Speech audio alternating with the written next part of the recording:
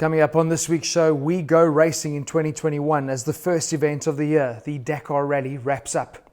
Motoring brands, well, they are changing as Kia and General Motors unveil new logos. I finally get behind the wheel of the award-winning Land Rover Defender, and I take you into Aston Martin Works for the continuation of a classic.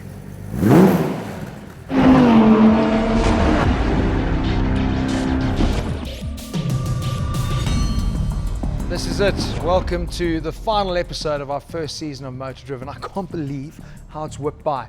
But we've got some cracker content lined up for you. Obviously reviewing the monster that is the Defender. But before we do get into that, let's catch up with the latest motoring news from around the world. We've seen a mild refresh of a few brand logos in recent times. Think Volkswagen, BMW and Nissan with their flattened logos. Well, Kia and General Motors have gone with a complete redesign. Their new logo signifying a shift in their vision for future mobility. And yep, you guessed it, it's one of electric vehicles and zero emissions. Now, while the General Motors logo hardly feels like a transformation, there is a lot more at play here, like the underline of the M tying back to their previous logo, but also suggesting the shape of an electrical plug, while the white background and the color gradient of the blue representing the clean skies of a zero emissions future. Kia, on the other hand, were a lot bolder in both design and reveal, setting a new Guinness record with 303 Pyro drones igniting Kia's new beginning. Their new logo, a rhythmical unbroken line like a handwritten signature, represents their commitment to becoming an icon for change and innovation. I really like it.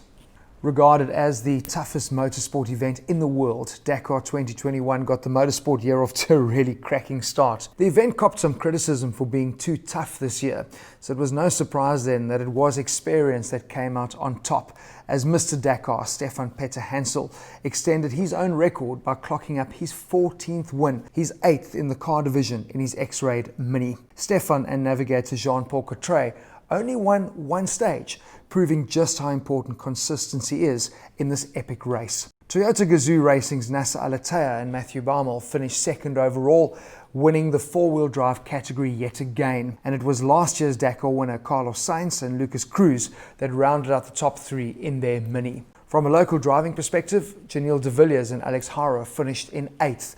It was a pretty frustrating event for the duo, plagued by punctures and a few navigational challenges. Teammate and double South African cross-country champion Henk Laatschan and Brett Cummings had to retire from the race, their very first Dakar, after a crash in stage 5 left Henk with an injured shoulder. It was pretty sad though, because they'd shown incredible pace with top finishes in stage 3 and stage 4. I really can't wait to see what 2022 Dakar is going to deliver. I was meant to attend the international launch of the Defender in the UK back in April last year. But we all know what happened, COVID, and the world changed forever. So here I am now with the Defender that is hardly a new car, but all the hype is gone. The dust has finally settled and I think I'm ready to head out and discover.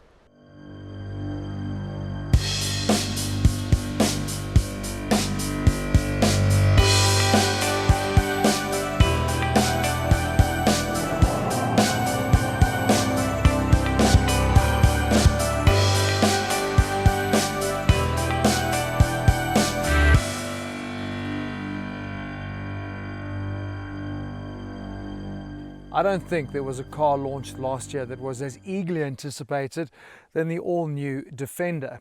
And since then, it has won countless awards that has proven that it certainly was worth the wait. But we said goodbye to Defender in 2016. And in the 4 years since then, they've brought this all-new model out, sharing zero technologies or components with that previous generation. I find myself wondering, is there any of that original Defender spirit left? Or is it all just in the name?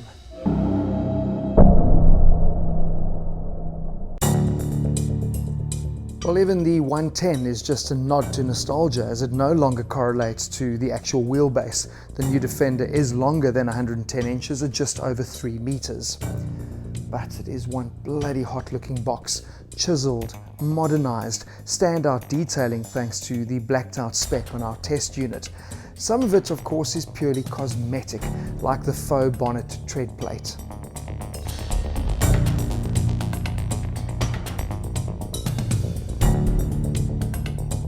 but this is bush cred now packaged with some serious street cred.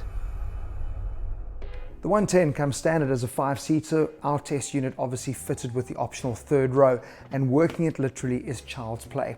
The protective backing on the seats is a great practical touch. Space is impressive at 916 litres behind the second row, and other practical options include the fitting of an air compressor, and you also do get a 230 volt power socket in the rear, which is really handy. The cabin is equally spacious thanks to the increased dimensions.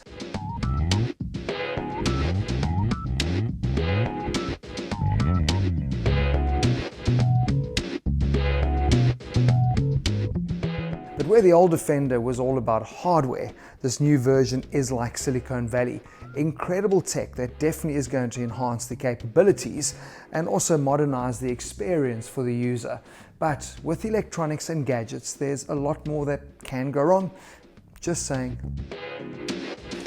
So the grip handle is gone, but that's not a bad thing because they did have a habit of pulling out. But have a look at this, they've now integrated it into the dash. This dash layout and design I absolutely love. It looks incredible. The previous generation Defender owners will tell you what they loved was the simplicity of the layout and the practicality. Now there is nothing simple about this, but if you do look past the screens and the switches, you're going to see that there's been a lot of thought that's been put into how this whole interface and dash is laid out. There's a lot of practicality involved here. What I love, all the storage space are rubberized. Literally wherever you look, a rubberized space that you can go and store your stuff. It is clever. I love that a lot. And I know I'm saying love a lot. What I really do love, the fabric that they've used. Not only does it feel good and look good on the seats, on the dash, even here on the steering wheel, but I think it's going to be super durable as well, which is fantastic. And then of course, the rubber mats. That is Defender.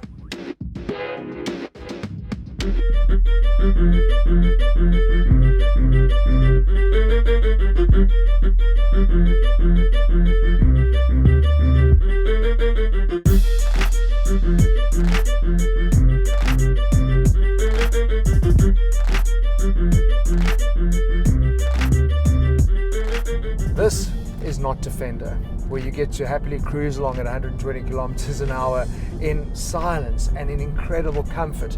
Also knowing that I've got plenty in reserve if I've got to get an overtake done. This application, driving on the road like this, you really start appreciating why this car has won so many Car of the Year and SUV of the Year awards, because the difference between the new and the old is just literally chalk and cheese. It's unbelievable. The ladder frame is gone and it's been replaced by the company's new D7 architecture. And what that means is you've now got a super lightweight aluminium monocoque that is the firmest, most rigid that they've ever produced. When you're driving, what that equates to is a Defender that no longer is wallowing along. You're also not having to put in all these steering inputs just to get the big boat sailing in a straight line. Instead, you get to enjoy plain sailing in comfort. Engine-wise, there are 3 Ingeniums to choose from. 2 of them are 2-litre turbo plants. You've got the P300 that slurps on petrol, and then you've got the D240 that sips on diesel. Then, of course, the choice of the range-topping P400, which is their 3-litre straight 6, an engine that's got some mild hybrid assistance as well, which is going to help move it along and also going to improve the efficiencies. Not so sure about improving efficiency though, because when you are sitting with just under 300 kilowatts and 550 Newton meters, it's quite easy to get 2.2 tons, that is the Defender, shifting along, but that is pretty thirsty business.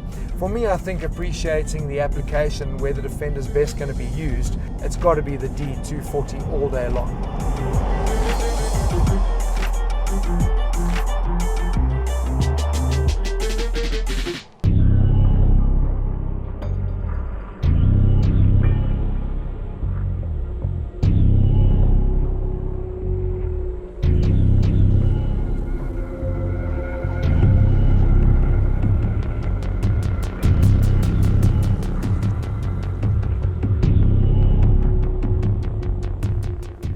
This is Defender.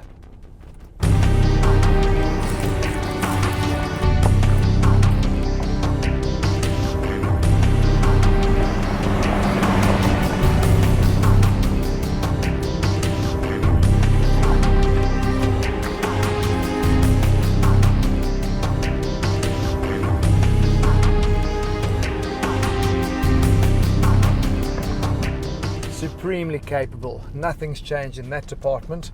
Now it's just loaded full of the latest technology. So everything that you need is on the fly.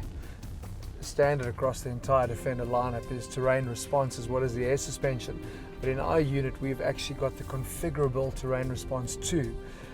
That really is for the guy that thinks he is cleverer than the engineers and decides how he wants to set it up. But that was a hell of a tricky little muddy section that we had to climb and transverse through, and I've just left it in auto. So it's figured out what it needs to do, but everything is done on the fly now. So I push of a button, I can choose predetermined settings, whether it's mud and ruts or grass, gravel and snow, you name it, it's all there. I think it's opening up a wider scope of discovery for Defender owners now, because it really takes the guesswork out of it.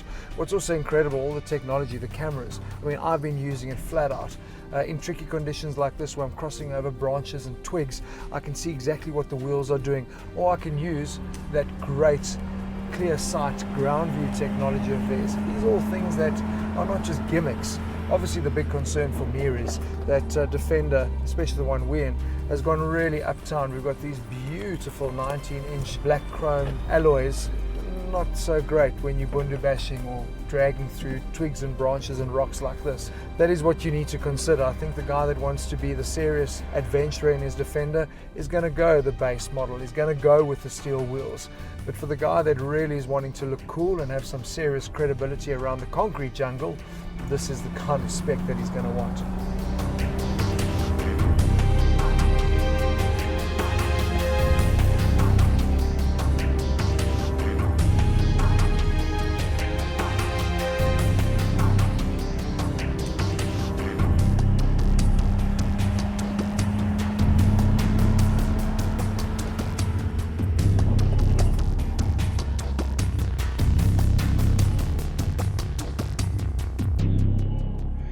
Now, I'm not even going to try listing all of the models, the trims and the customizable pack options available on the Defender, because honestly, I think it's a little ridiculous. So know this, you have 2 diesels, 2 petrols, as well as a plug-in hybrid that you can choose from. Yeah, you heard me right. A plug-in hybrid, a Defender for the concrete jungle. So the 90 is going to start at just on 1.1 million Rand for the D240S, while it will top out at almost 1.6 million Rand for the P400X. The 110 starts at just on 50,000 Rand more for the D240S, with the plug-in hybrid P400EX topping the range at just on 1.7 million Rand. Now, figuring out what comes standard across the trim levels, as well as what you get with the various pack options, well, that is your homework. I wish you luck. The past few years, I've been pretty scathing of Land Rover and their product positioning. And they went and took the Discovery, moved it so far uptown that they actually left a void for a no-nonsense SUV, which ended up being the rebirth of the Defender. And now the Defender is such a good SUV, pretty much, I guess, what the Discovery 5 should always have been, that the question now is, why would you even want to buy a Discovery? So they really have gone and shot themselves in the foot with that. Now, for sure, the Defender diehards are going to bitch and moan and say this is far too expensive, it's too modern, there's too much tech going on there. But do the math, this is a numbers game. And this car is going to introduce a whole new bunch of buyers to the brand. Let's call them the can-doers. But because of the extensive model lineup, the level of specification, and the fact that the 90 is still to come this year, I think there's also a Defender for the do-doers, those people that really are going to get out there and experience the capabilities of this. As it turns out, it's been way easier to defend the Defender than the Caveman.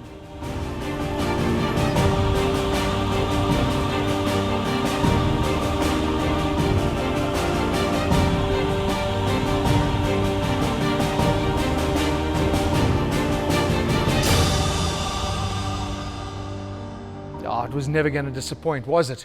But you know what is a little bit sad? Obviously this appeals to a totally new buyer now, and that buyer is more likely to turn this into a Town Rover than a Land Rover. Now, our next car actually has a thing or two in common with the Defender, but at the same time could not be more different. The DB4 Zagato continuation is Aston Martin Works handcrafting nostalgia at one hefty price tag.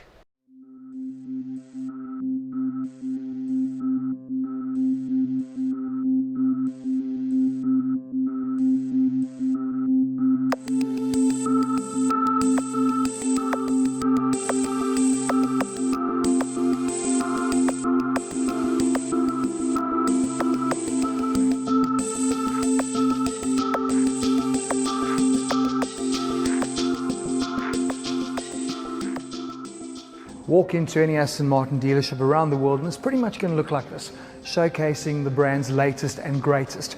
But this is no ordinary Aston Martin dealership.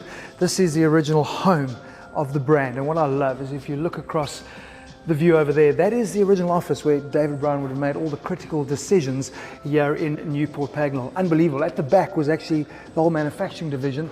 And it was up until 2007, everything happened here before they moved it to Gaydon. Very cool. But what I love about this is also the home to Aston Martin Works. This is where owners from around the world that own classic, beautiful, those incredible old cars of yesteryear, bring them here to be serviced and restored. But we've got a cool little story for you because they have a very special project. The Aston Martin DB4 GT Zagato continuation is being built right here. Let's go look.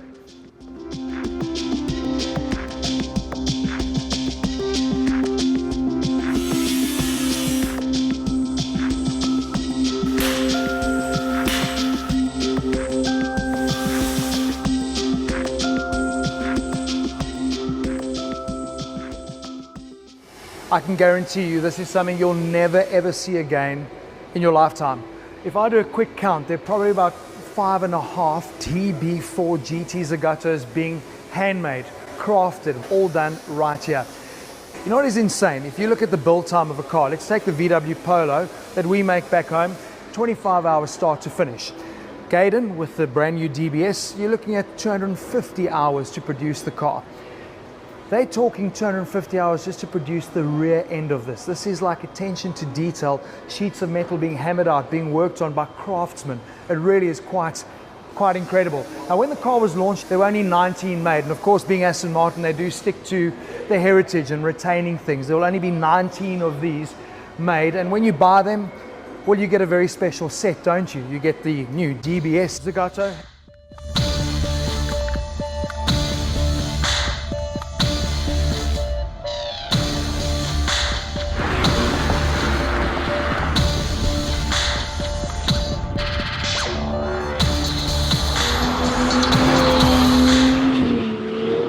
And you get this work of art. Unbelievable.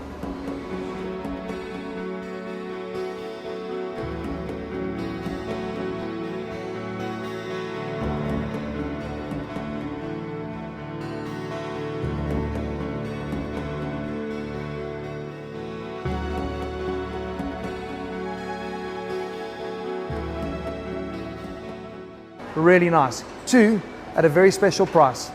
£6 million. You do the conversion.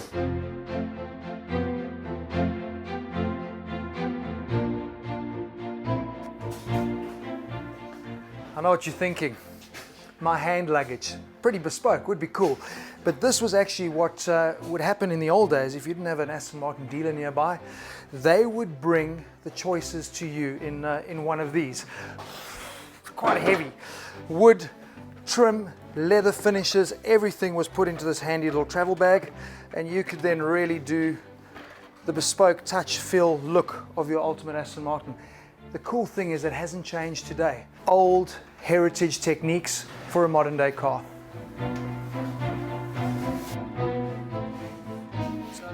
This is Chris, who's apparently a junior in the team. You've only been here, what? 32 years. Yeah, a beginner. So you haven't lost any fingers? No, I've still got all my own fingers, yeah. Today's the day. We won't get you to cut anything. That's it, yeah. What is this? Is this how it starts? This is a hide off of one cow, which is you're roughly between 4.5 and 5 metres per hide. What are you doing now? Well, what we do when we get the hides in, we lay them out on the bench, and then we just go around looking for any slight blemishes, marks, and we circle them. So what we try and do then is when we cut our patterns out, that we're trying to save as much, no wastage. No wastage, yes. The better leather which you get between the back and about here, you use for the main seat. And obviously once we've marked it out, we can lay our patterns on, getting it in between to cut the patterns out of where they go. These are all the original templates, so you're working off of that? These are templates, yeah. It starts at one end from the DB2. Wow. And it carries all the way up, because we don't just do heritage, we cover modern cars as well. So in amongst all the patterns, the variations of the cars, we cover all patterns there. Two suppliers. I mean, I know you talk about Connolly that have been around for... Connolly's is main, they've been around for years. they supply the leather for our DB cars, the heritage cars, which is what they was originally done in. And then we have a Bridge and Weir leather, which is in the modern cars now. Okay, but it's also that touch and feel of everything that you do. Yeah. I think that transfers into the cars. You know, I mean, it's getting something from this, get it together, and then obviously going around to Helen, who's been here sort of 18 years, I think, and doing the sewing, and then once getting it together, and then obviously trimming it onto the panel, and then obviously in the car and seeing the finished product. Yeah, I think it's coming from this to the when it's all together. Yeah, it's very good. I think people lose sight of that sometimes. You know, as cars are mass produced, it's so nice to go back to the old way. Basically, with the DB car, we're building that now exactly the same way as they were done then, but obviously with fireproof materials now, obviously in legislations and that. But the seating, the flutes are stuffed in the seats all by hand, and the thought process, the feeling's the same, just with modern touches and improvements. I suppose. Improvements. Yeah. You know, I think the best way to describe what's going on here is Aston Martin are making a new old car. Everything is to the letter, original, the way it was done and processed. But what is cool, they've also used some modern technology to make improvements. Take the engine, for example. Every single millimeter of the old original engine was scanned, and now you have a new engine that's ironed out any imperfections from the original from 1960. They've also beefed it up, where the original made do with a 3.7 litre straight six. They've added a litre, so the kilowatts are up from 223 to nearly 300. And driven through the rear wheels by a 4-speed manual transmission and with a limited slip differential. The modernisation may well have helped with the overall balance and the cooling. It's also lighter and it revs and idles a lot better, but crucially, they've retained the character and response of the engine.